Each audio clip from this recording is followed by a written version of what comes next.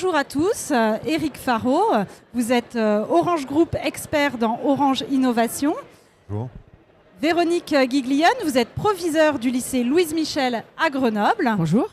Et Arthur, élève en terminale dans la fameuse section e-sport qui vous amène ici à Tech Fest.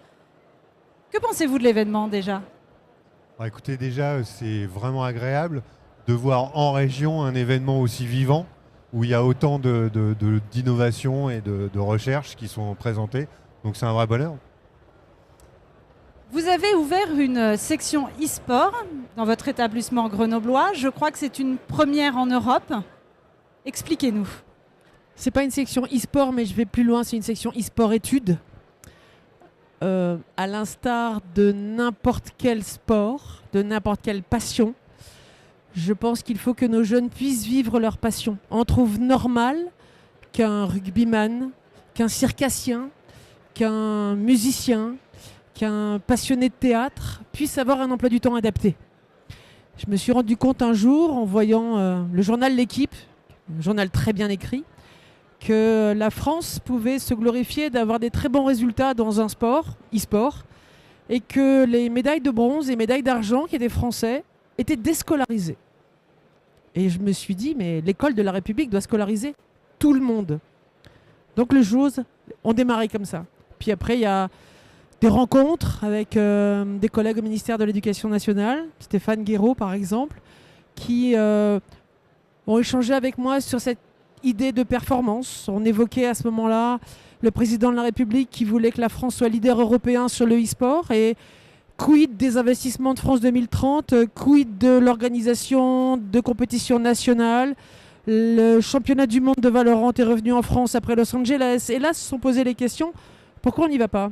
Réponse, personne n'a osé. Ok, on y va. Là, ce que vous me dites, c'est que vous ouvrez vraiment une classe d'élite dans ce domaine, de la même manière qu'on peut avoir des classes d'élite ski qui permettent à des jeunes qui ont un vrai talent dans cette discipline de suivre des études. Donc c'est pas une classe, mais des classes, comme au ski, comme au rugby, comme partout. Ils sont en seconde, en première, en terminale, et ils ont un emploi du temps qui est adapté à leurs horaires d'entraînement. Attention, on leur enlève pas de cours. Ils ont les mêmes cours que les autres, mais en plus, ils ont leurs horaires d'entraînement, comme les rugbymen qui, le matin, avant le petit déjeuner, vont faire ça, ça et ça, puis après prennent leur petit déjeuner, vont en cours, puis leur emploi du temps ferait pâlir la plupart des adultes. Ils sont tout le temps pris. Quel est le profil de ces jeunes ? Ce sont des sportifs. Ce sont des élèves qui sont... le profil scolaire, vous voulez dire ? Ils sont en seconde générale et première générale, terminale générale. Ils ont des enseignements de spécialité divers comme n'importe quel élève. Ce sont 12 privilégiés ? Privilégiés d'être avec nous, oui. Est-ce que c'est des jeunes qui ont peut-être décroché d'un point de vue scolaire avant de trouver cette voie adaptée ? Pour certains d'entre eux, c'était le cas. Et on est très très fiers de les voir. Ça fait 5 mois maintenant. Aucun d'entre eux n'a décroché. On a dû écarter un jeune de la section, mais comme à certains moments, pour des raisons, je dirais un carton rouge, ça arrive partout. Donc on a mis un carton rouge. Mais ceux qui étaient un petit peu éloignés de l'école sont restés. Et viennent de très loin et je tiens vraiment à leur tirer un coup de chapeau parce que quand vous habitez à Gonesse, à Amiens, à Paris, à Limoges, Dijon, Genève, Aix-en-Provence, il faut être là le lundi matin en cours. Hein. Arthur, que t'apporte cette formation ? Moi, je pense qu'au-delà de la formation en e-sport et de la discipline, ça m'apporte un moyen de grandir, de m'émanciper. Déjà, premièrement, comme l'a dit Madame Guillaume, beaucoup de personnes viennent de loin. Moi, personnellement, je viens d'Aix-en-Provence. Donc, je suis parti à l'internat, loin de mes parents. Je me suis un peu émancipé d'eux. C'est un sentiment de liberté fantastique.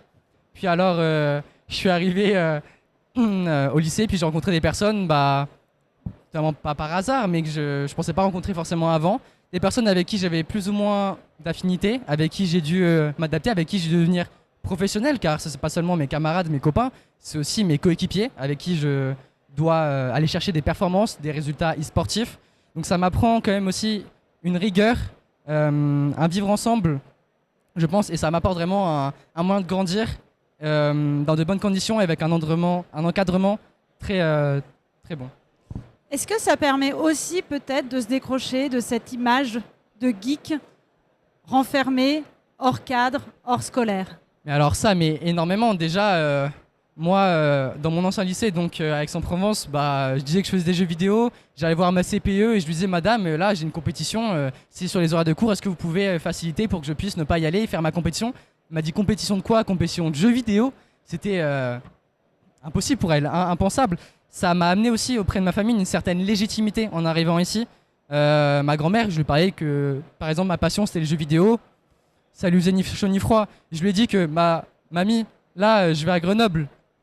Je vais faire des jeux vidéo, ma passion au sein de l'éducation nationale, avec des profs, des coachs, un encadrement, un internat, tout ça. Je vais rencontrer des gens avec qui je vais travailler. Mais alors là, j'ai pu lui en parler pendant des heures, c'était passionnant. Alors qu'avant, jamais j'aurais osé aborder le sujet, pas de honte, mais de peur ça n'intéresse pas du tout. Ouais.